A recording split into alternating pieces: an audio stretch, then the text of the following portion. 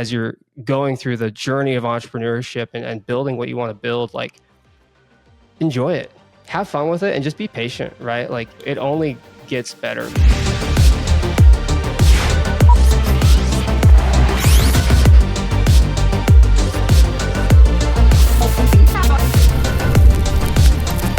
Welcome back to another episode of the Rough Cut Club. I am your host, Joey Nicotra, here today, man, with a very special episode. I know that is said quite a bit, but we have a heavy hitter with us in the studio today. And man, I'm honestly just still kind of shaken up from just like how much I took away, and I'm trying to process all of it. But man, it was a 30-minute, 40-minute masterclass. So much great information put in there.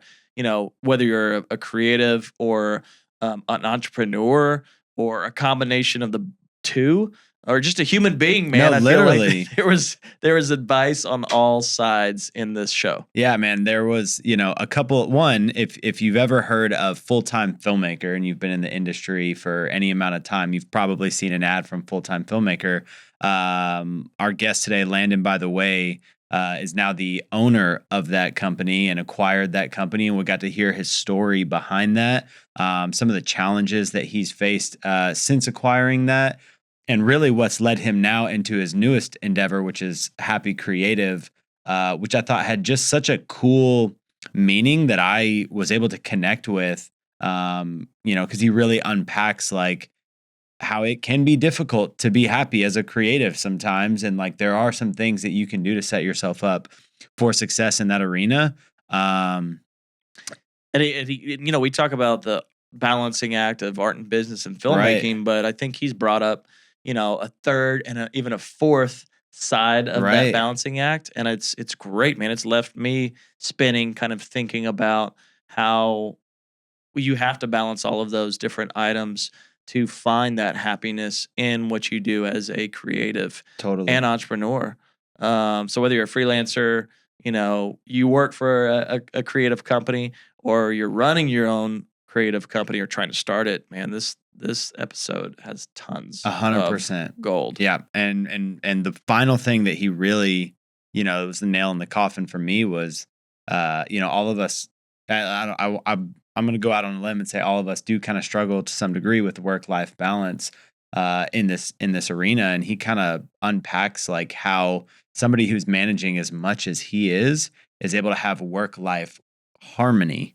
And I was like, man, that's such a cool concept. And so there's a lot of really tangible and applicable things from this episode that I think we'll be able to actually apply to your lives and ultimately help you become a more happy creative at the end of the day. So without further ado, let's get it. Roll the tape. Landon, by the way, man, thanks for joining us on this episode of the Rough Cut Club, dude. Welcome to the show. Thanks so much, man. Excited to be here. Yeah, man. We're happy to have you, bro.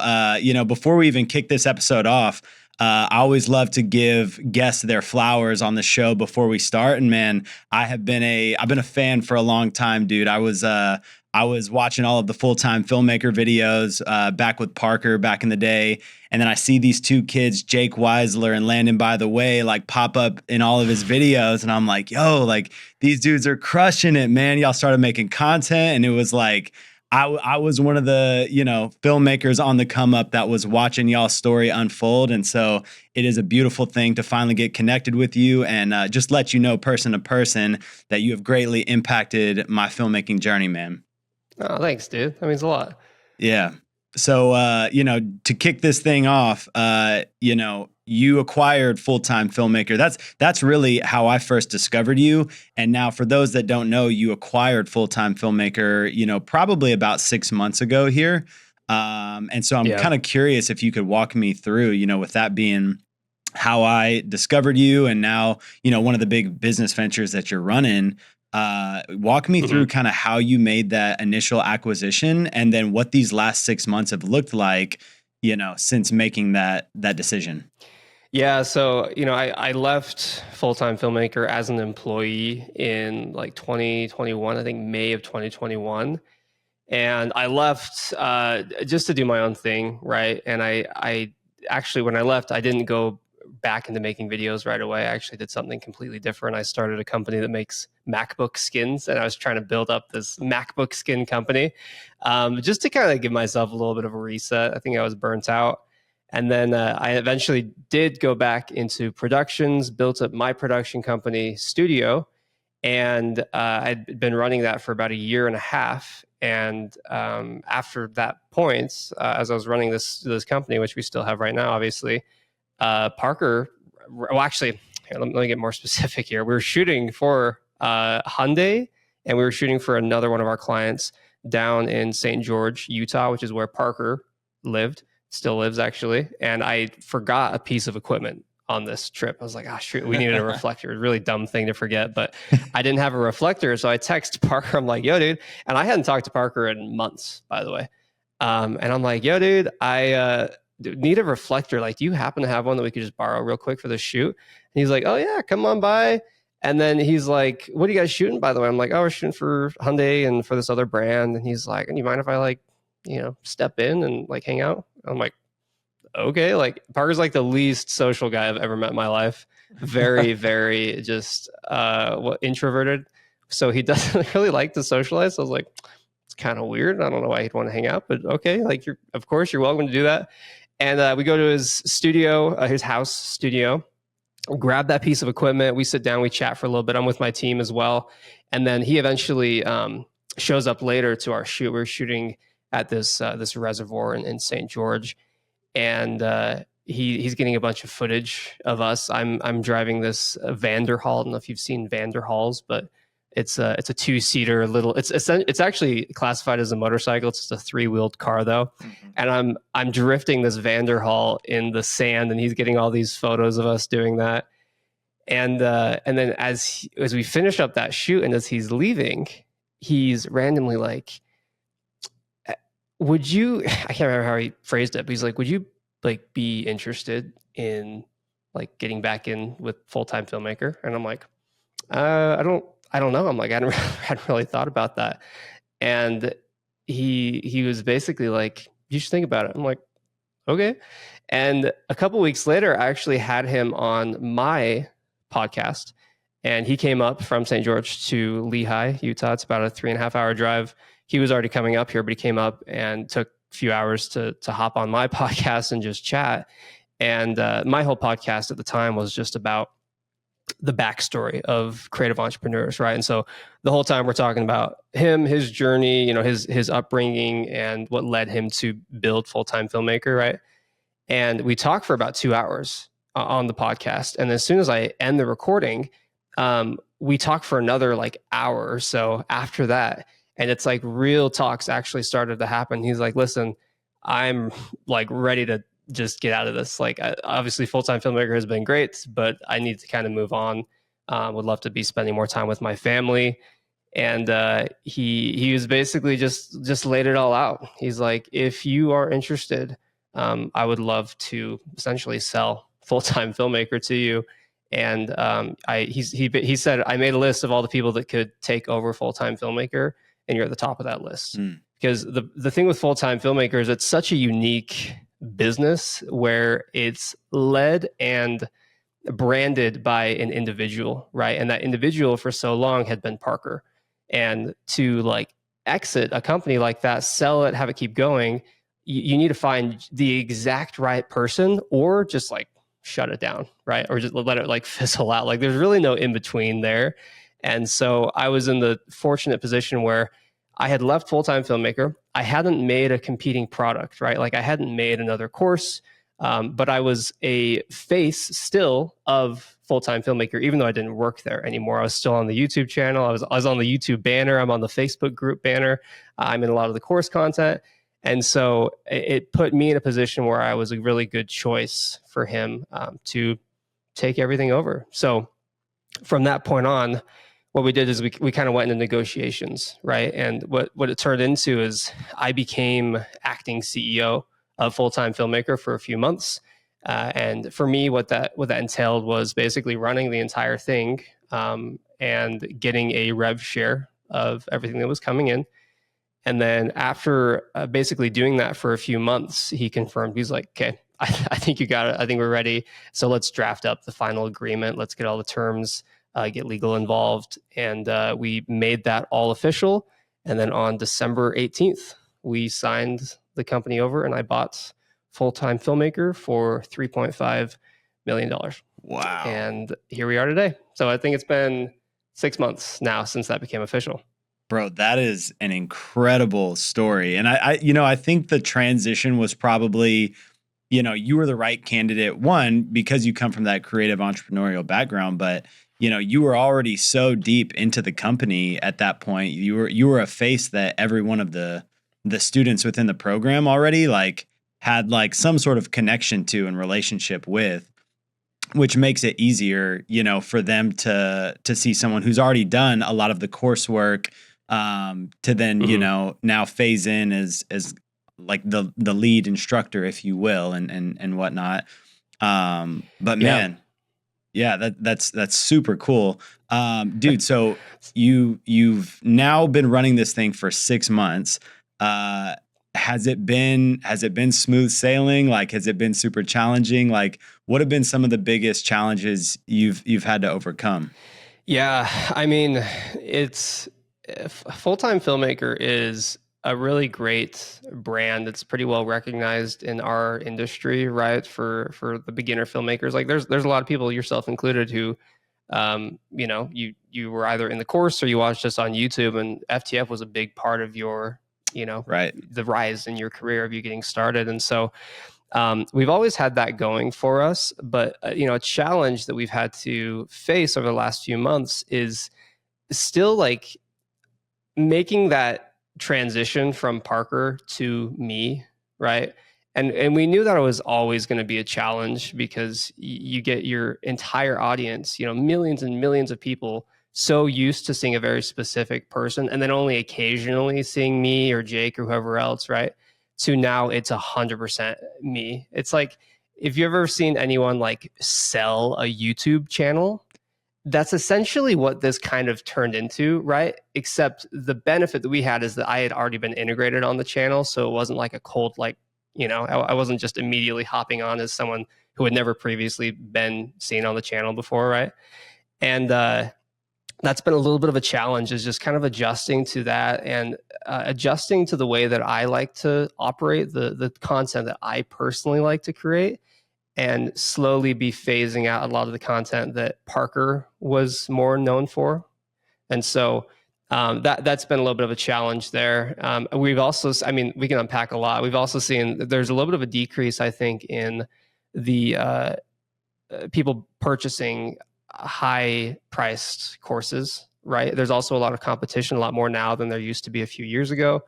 And so we're going through a few different things to make this transition as smooth as possible, and we're optimizing in a bunch of different ways, but they're good challenges, right? It's allowing us to get really, really creative and prescriptive to what the industry needs right now, to what beginners are looking for. And so, yeah, there's always challenges with running a business, let alone buying a business, but it's fun. Yeah, man. The content course game, even 3 years ago, was way less saturated than it is right now. And so I imagine the competition, one is there's just so many, people, gurus, if you will, with a course. But you guys definitely have pioneered, in a lot of ways, solidifying, and legitimizing that business. Yeah. You mentioned that your content, the stuff that you want to actually do, is kind of different, and you have your own personal flair and taste, that you want to bring to the students. Would you say that, were there any things that you learned maybe during your time, working for Full-Time Filmmaker originally, or stuff that you feel more passionate about bringing to your students now, that would be different per se than when Parker was running things? Yeah, there's a couple layers to that. On the YouTube content side specifically, Parker was known for doing, kind of the same 2 or 3 formats of videos. You would see like my top 10 tips for whatever, right? Top 10 tips for editing music videos, something like that. Or Ronin S versus GlideCam, right? Like he had like a few of these formats that he used for most of his videos. And we would, and even when I was working there, like we would hop on those formats, and it's great because it gave us a really great structure to how to do these videos. And at the time, those videos performed really well. Like it was very rare that we made a video back in 2020 and it didn't get at least 250,000 views in the first like month and a half, right? Like it picked up really, really quickly. But the landscape has changed a little bit. People are interested in slightly different things. And so the adjustment that we've made on the content side is the stuff that I personally like making has a little bit more raw, like storytelling behind the scenes vibes to it, which Parker just didn't really do a bunch of. He's very analytical, and so he liked to do like the gear breakdowns and 10 tips to doing whatever, because it gives the video a very clear structure and he can script it all out, right? My method, what I really enjoy creating, is just showing the process of how things are made, like taking you behind the scenes on a set of golf videos that we're making for one of our clients, and kind of breaking down, here's some of the deliverables and how we're structuring this deal. And then also here's me getting the shots and putting it all together. Or, going out and filming. We did a video in Disneyland where I filmed everything on my iPhone, did a home video, and I filmed that whole thing. And then I came back, did a talking head, and I basically just broke down, like, here's my process for making iPhone content, And so my method is a lot more candid and run and gun. I don't script anything. I always just give a rough outline and then I just talk to the camera and then we edit it down so it's a bit more concise, And so on the YouTube side, that's been the biggest shift. On the course side of things, with Full-Time Filmmaker, again, as a course, the educational content in there is 90, maybe not 90, maybe like 80% Parker, right? It's mostly him talking to the camera. It's mostly him teaching all these different things. And when I bought the company, I didn't really want to hop in there and basically refresh every single video just for the sake of it being my face as opposed to Parker's face, because it's so much work. There's like 700 videos in the course. Like that just wasn't going to happen. Yeah. It wasn't on the table. And in a way, ironically, being an employee, a Full-Time Filmmaker, being in a good amount of that content, coming back and buying the company, I still didn't feel like FTF was mine. Right. Like it just didn't feel like mine because I hadn't created it. And one of the earlier conversations I had with Parker right after I made the acquisition is like, he was on the phone. He said, you need to, like, the sooner that you make this thing yours, the easier it's going to be to sell it, to promote it, and to help other people with it. Right. And that stuck with me. And I was like, okay, well, what do I need to do? And over the last, decade, I've had a really good career in a lot of ways, but there's also this facade that I put up depending on where I'm at in my life, and I think everyone does this, especially with Instagram, right? Like you make things appear much better than they actually are, right? And I've had these moments of just where on the outside everything looks amazing, but internally I am just struggling, right? And these last 10 years, I've had so many wins and so many cool things that have happened, and I've built up this career. But honestly, I've sucked at enjoying that process, right? It's always been like, hey, what do I got to do to get to the next step? And it's just kind of this anxious energy to like get there, And you don't see that obviously when on camera, but like internally, that's just kind of how the last decade has been. And I'm like, I know I'm not the only one here. And I know I'm not the only one that's struggling internally with enjoying the journey of being an entrepreneur, of being creative, right? And so I wanted to actually create a product and a community that I was passionate about that would help other people, and it would also keep me accountable to improving myself as well. And there was that element, but when you also look at the more strategic side of running a business, specifically a course educational business, if you look at the students that came into Full-Time Filmmaker, over the last 5 years, there are people who bought the course because they wanted to learn how to make better videos, right? And now we're at this point where there's still people who are buying the course, obviously, but it's not as big of a wave as it used to be. And now those people who bought the course to learn how to make better videos, we've taught them really well how to do that. But now they're struggling to like make money with those videos, and they're not enjoying themselves. Like they're actually just like stressed out. So I'm like, okay, instead of going all in on ramping up how to make videos, like we're still going to be pushing this product, Full-Time Filmmaker. We're still going to be advertising it and improving it. We need to make a solution for the people who are currently in the program, right? And this is where, where's my, there you go, Happy Creative. My logo's cut off, but that's where Happy Creative came in. I'm like, if I'm going to make Full-Time Filmmaker mine, I need to tie in something that I'm genuinely passionate about. And so that community was born, and we just launched it a month ago, and it's been going really well. Dude, that is such a cool story. One, to just, hear.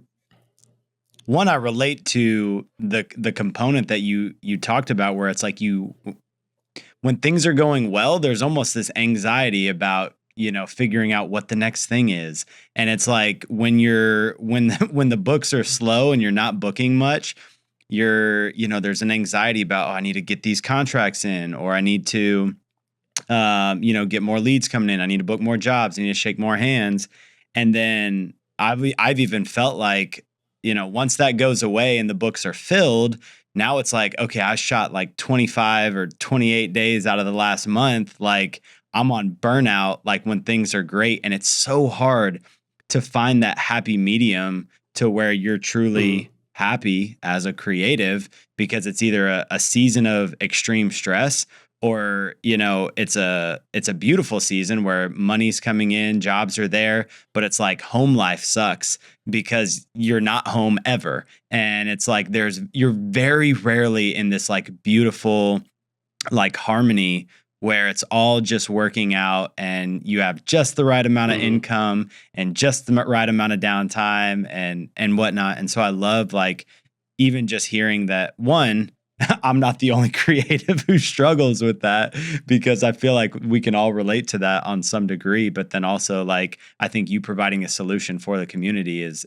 incredible, man. So, I mean, I think that's a great way to like segue into Happy Creative, man. Like, tell me more about like what you guys are doing through that, and like how you're actually helping people become more happy as creatives.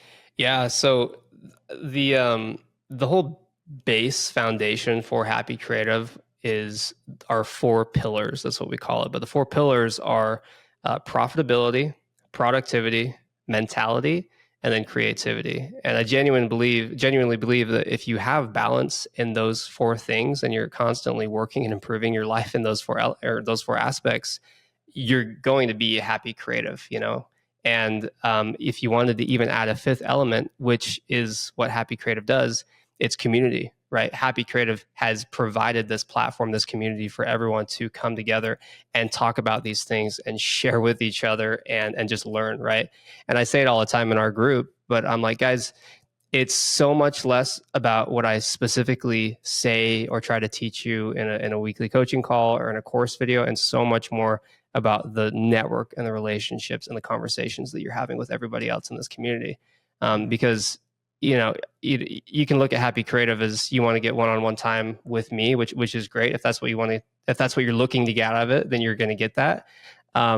Or ideally, you're looking at it as an opportunity to just connect with people who are in the exact same boat as you. And I think that's the most powerful thing by far, is just connecting with like-minded individuals and people who are constantly trying to improve their situation and just maximize their potential, right? And so with Happy Creative, we have course content, course videos where I touch on my personal experiences in those 4 topics. For example, in the productivity side of things, I talk about my time management, how I juggle everything, because a lot of people look at what I do and they're like, how the hell do you do a million things at once? And the short answer is I have a really great team and I have a really good system to manage my time, and then so I talk about stuff like that. On the profitability side, I talk about how we are actually closing these production projects that we're doing. I talk about how I monetize my personal brand On the creativity side, I talk about how I get inspired for new ideas.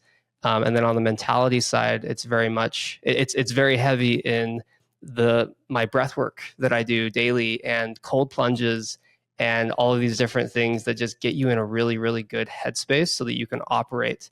And it's honestly the key difference, I think, between Happy Creative and another video business coaching program, because we were pretty heavily pushed to Full-Time Filmmaker. We were pretty heavily pushed to make some sort of a video business coaching program. But when you look at pretty much all of the coaching programs out there, they're very, very similar in the way that they market themselves. It's pretty much just, join the program and you'll be making $20K a month. If you don't make $20K a month in the first 6 months, then your money back, or whatever the guarantee is, right?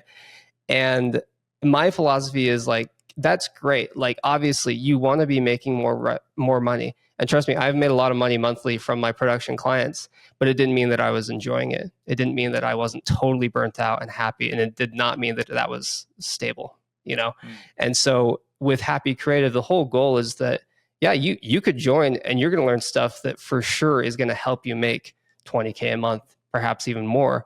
But it's simultaneously going to allow you to also enjoy the process of having those clients, of making that amount of money. And it's going to create a lot more longevity as a creative entrepreneur than those other video business coaches might teach you, right? And so I needed to find that differentiator, and that's what Happy Creative turned into. So, dude, that's awesome, man. I love your heart behind it too, and I love that it is a different offering at the end of the day. I can list a handful of people off the top of my head that sell courses online, but I don't feel like I've seen anybody who has offered like the offering that you're offering. And I think that it's a unique, product in the market that I think a lot of creatives, if they don't think they need it now, fast forward, in time, will realize the value of having a community to surround themselves with.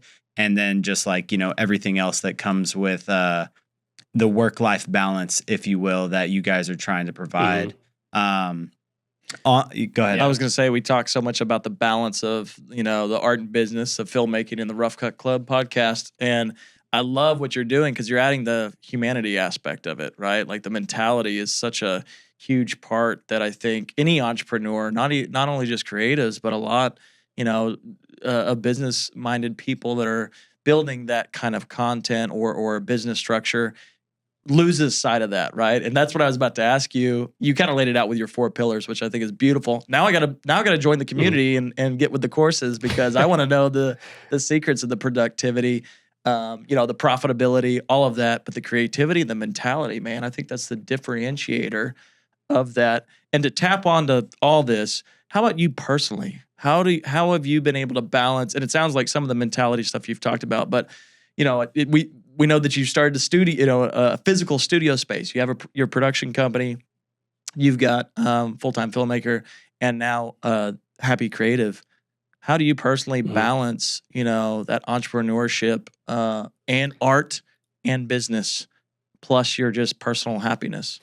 Yeah, I mean, great question. And I think what I've discovered probably over the last year is that with entrepreneurship, finding a work-life balance is really, really, really difficult. In general, I think anyone who's an entrepreneur can probably agree with that. It's not easy to do.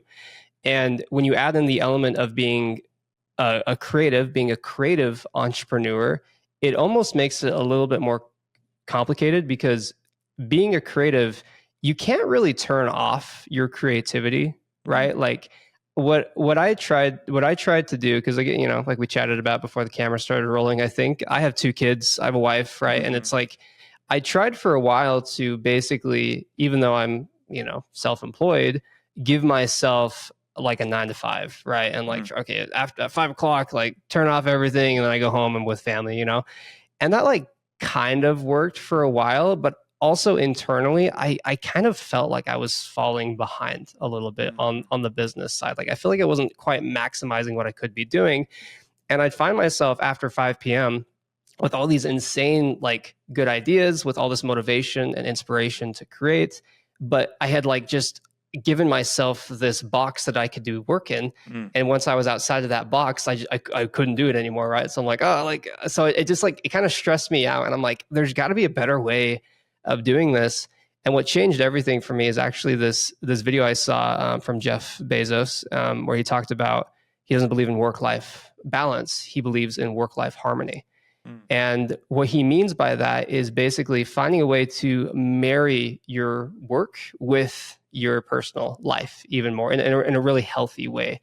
And for me as a creative entrepreneur, what that means is allowing my family to be a part of my creativity, to have more collaboration with the family. And so, the iPhone video that we shot a couple of months ago, my wife really wanted to go to Disneyland. She was like banking on doing a Disneyland trip this year. And I'm like, you know what if what if we make Full-Time Filmmaker pay for us to go to Disneyland, and we make a YouTube video out of it. I'll shoot everything on the iPhone. I have this great concept. That video should do really well. And I made my family the topic, the subject of that video. And the beautiful thing about that video specifically is that when I'm shooting on my iPhone, I only shoot in the best light. I don't shoot midday. I'm only shooting either in the morning or in the evening. So we were having fun with the family, but I was only filming and pulling my phone out when the lighting was good and getting those shots. And then in between, we were just having a blast. And I think I asked my wife after that trip, I'm like, did you feel like I was working a lot on that trip? She's like, no, I didn't feel like you were working at all. Cause like, I'm just capturing stuff. I was just capturing what was happening around us. There wasn't an agenda really. I wasn't like filming a talking head there. Right. And I think it's a very specific example to me, obviously, but it's the perfect example of finding that balance. It's like, if you can combine, again, your personal life with your work life in a very, very healthy way that just makes sense, you don't have to turn off your creativity once 5 p.m. hits, right? And I'll find myself too, like I try to be as productive as I can during like normal work hours, but then I might come home and I have to throw together a quick thumbnail for a YouTube video that's going live tomorrow. And my wife and I, our nightly ritual is just sitting in bed and watching a TV show, and so I'll pull out my laptop and I'll design a thumbnail while we're watching a show, and I'll get quick feedback from her. And, I can kind of get validation if it's looking good or not. Right. And so, obviously there's a lot of layers to that, a lot of elements and factors, because that might, for some people, that might annoy your spouse that you're like working at that time. But I think my wife just understands me and knows me really well. And she knows that I can't really turn off that side of me sometimes. And anyways, it's been the best way for me to be able to work essentially as much as I'd like to, and get so much more done, and never really feel bad about taking time from one thing over the other, right? And so that's been my balance. I've loved it. Beautiful answer. I love that. Yeah, dude.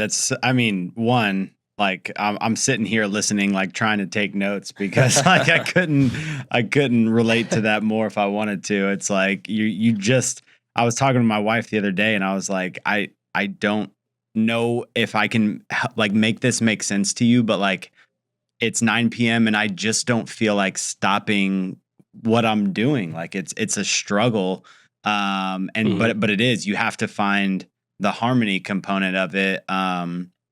And know, like, you have to recognize when you are actually out of balance and need to be brought back. And so sometimes like having, a spouse or someone there to like keep you grounded and whatnot, because it's easy for the totem pole to tip, right? And I've found that being married has really helped me kind of, You're going to have Sydney start picking out the studio colors. We're building a studio. That's right. There you go. Get her See, involved. The problem with her is she's just not interested. She's like, I don't want to do that.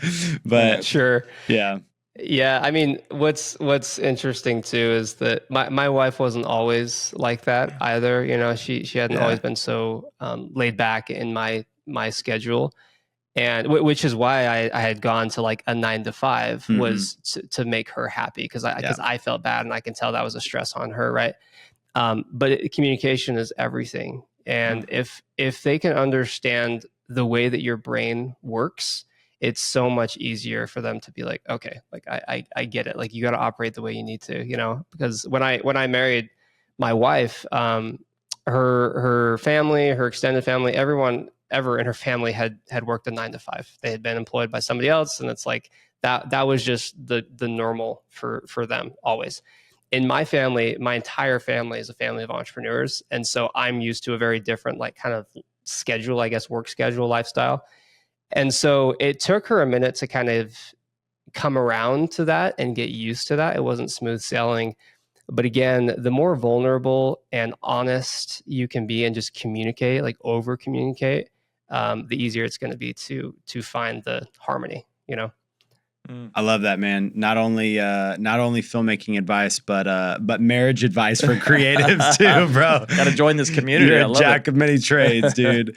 Well, looking ahead, man. I'll make another course on that. Yeah, I'll be your first signee.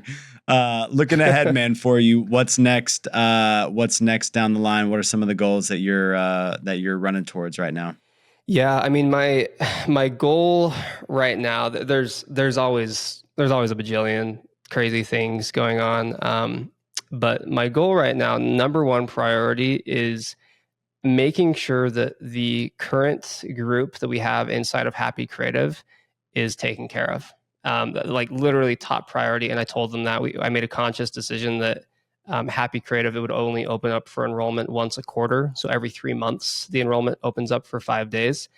And I didn't know what that cadence was going to be until I started the group. And then I told them, I'm like, guys, like I could care less if we don't open this up, because with a program like that, you can make a lot of money. Like candidly, you can make a lot of money with a coaching program. And if you open it up more consistently, more often, right, you'll just bring more and more students in. It's great. But I was like, no, I'm gonna close it off for at least a few months so that I don't even have to think about the revenue element, and so that all of my time is spent on maximizing the community, maximizing the conversations and the engagement, and making sure everyone's just taken care of and helped. So that's genuinely that's my top priority right now. And then some of my little side quests, I guess, if you will, that I'm working on. We have there's so many different things happening in terms of marketing on the back end, like marketing Full-Time Filmmaker, how we advertise and promote that. And so we've made some really good, healthy changes there. And I have a really good team, and so we have a lot of things happening on that side and being a little bit more consistent with our content. We are kickstarting the Full-Time Filmmaker Ambassador Program, so we're getting that launched here really, really soon, which we're excited about. And then obviously my production company. I mean, I basically, when Full-Time Filmmaker came into play, I basically figuratively handed over studio to my producer, Zach. And I was like, Zach, like, listen, if I can get Full-Time Filmmaker, if we can close this deal, make that acquisition happen, it's going to create so much opportunity for all of us. But to do that, I need to be all in for a few months. So if you can run studio for me, my production company, then it's going to happen. And it did. And since then, he's run the far majority of our day-to-day with studio. And now I'm just hopping back into working very closely with him on a lot of our commercial work that we're doing, landing some new clients that we're really excited about. And so, the next few months is going to be a juggling act, I guess, of making sure Happy Creative is taken care of, Full-Time Filmmaker is still operating and being successful, and we're getting new beginner students into that program, and then that studio is running healthy. And then obviously on top of that, making sure that home life is as good as ever. So dude, that's amazing, man. Well, I look forward to watching it from afar, man. We want to be respectful of your time. We got 3 quick questions that we want to ask you, and we can wrap you out of here. But yeah, the first one, man, it's the heaviest. But if you could go back in time and do it all over again, what is one thing that you would change in your career, in your filmmaking career? Oh man, I hate this question because I have no idea.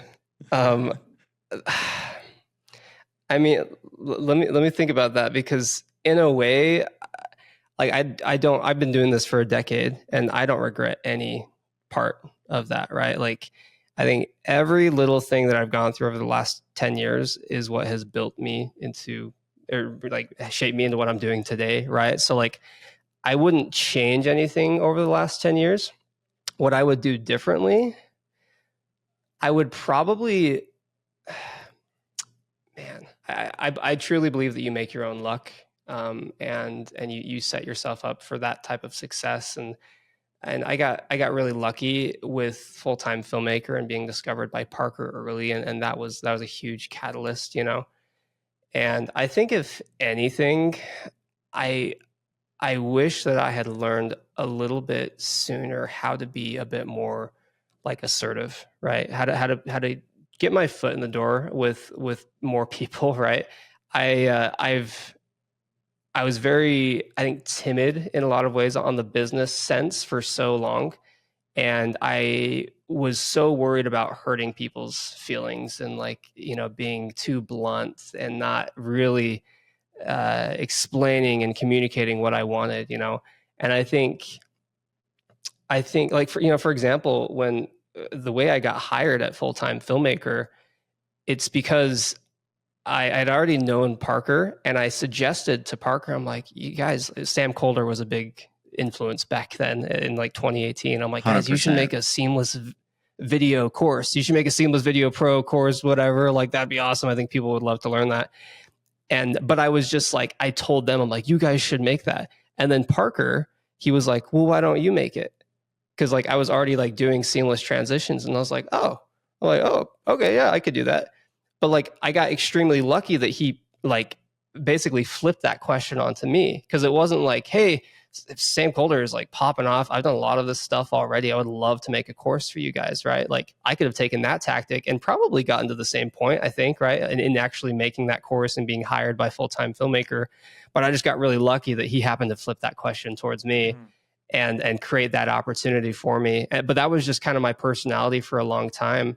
And now I'm just so much more assertive and honest and direct, because I've learned that that's how shit gets done. You just have to be honest. You have to communicate, I like, as dumb as it sounds, I just hired a kid to mow my lawn like a few weeks ago, and he's mowed my lawn a couple of times. I wanted to give him a chance to kind of like get a feel for it.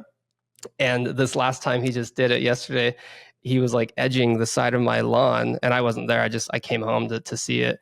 But he like cut, like, so where the concrete is and then the lawn, he like cut to the roots like 3 or 4 inches into the yard. So it was just like bare bones, like dirt. And I'm like, oh, that looks terrible. Like it's like the worst edging job I'd ever seen.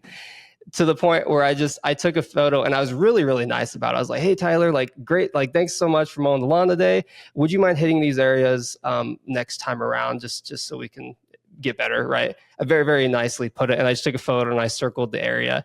Like, as dumb as that sounds, like, that's just the new me over the last few years, is being confident enough that I can actually give a 15-year-old kid feedback on his lawn mowing abilities, because I care, and I care what it looks like for me, and I care for him because I know it's just going to help him improve. So I know that's a very long-winded answer, but genuinely, I think that's what I would have done sooner, is figure that out, right? And just have a bit more confidence in that area. Yeah, that's good, man. I remember being afraid when I was getting started to just ask for like what my day rate was. Even though it was like super low, it was like $25 an hour or something like that when I was very first getting started. And I was like, would you pay me $25 an hour? And it's like, you got to have that assertiveness, is like, this is what it is. And even just, communication of the details. So I love that, man.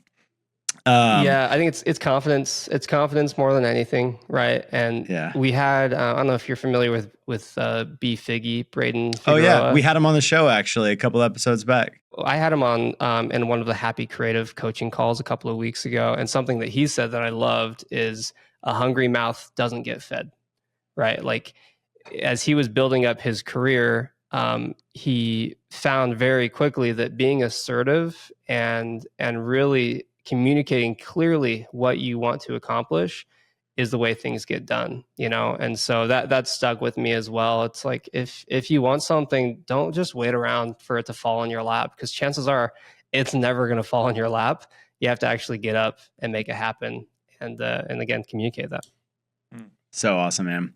What is one piece of advice that you can give to filmmakers trying to grow in their craft or their business? Piece of advice I'd give to filmmakers trying to grow in their craft and their business. I would say collaboration is probably the most important thing. And I don't mean just like collaborate with somebody on a video project specifically. I think that's great. And there's a lot of things that'll come from that. But collaboration in terms of networking and just, again, it's kind of the confidence thing again, but getting yourself out there and starting conversations and building these friendships and relationships, that'll get you so much farther than anything else. And I just had Short Stash on the Happy Creative call yesterday, and that's something that he has done so incredibly well. Is just network and be a really good friend, right? Like he knows that him taking an hour and a half, he actually took 2 hours yesterday. He went like an hour over time, but taking 2 hours to hop on a call with my group of creatives that doesn't generate him any revenue, right? Like, and I told him, I'm like, I'm happy to pay you for your time. He's like, no, like I'd love to just hop on. I love talking about this stuff. He knows that doesn't like create revenue immediately, but the long-term effects of that type of relationship, him having a relationship with me, I have cool projects going on all the time. I love collaborating with Garrett, and all the other relationships that he has. He knows that always comes back, And if you're working on a project with a brand and you need to build out your dream team, who are you going to call on? You're going to call on the people that you connect with and that you know. And when you call on them, the next time they have a project, chances are they're going to call on you. So I think building that network and building those connections are more important than anything else. So good, man. Who is one filmmaker who has inspired you or your work? Oh, man. I mean, there's like a bajillion, I think. There's a lot. I think it kind of depends on the stage that I was in,